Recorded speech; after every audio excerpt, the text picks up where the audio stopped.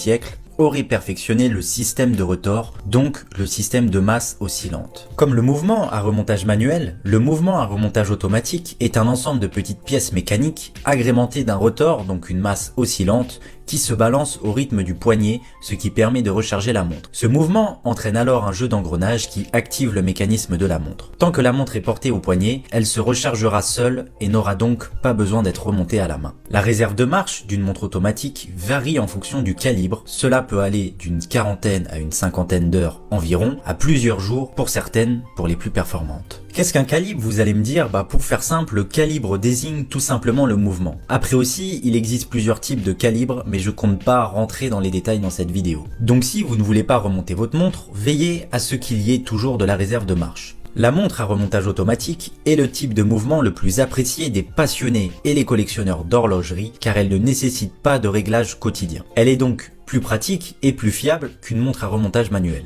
Par conséquent, elle n'a pas besoin d'autant d'entretien qu'un modèle à remontage manuel. Le seul petit point faible serait le mécanisme, je dirais.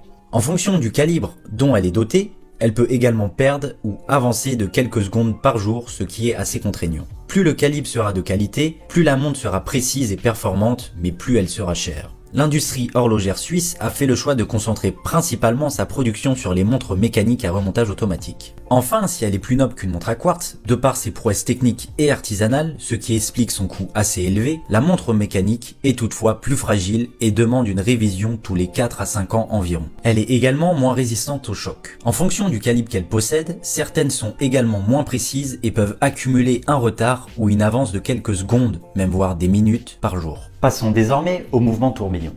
Inventé et breveté en 1801 par le maître horloger français Abraham-Louis Breguet, le tourbillon est l'une des complications horlogères les plus abouties de par sa complexité et l'une des plus chères que l'on puisse retrouver dans une montre. Créé pour compenser les effets de la gravitation,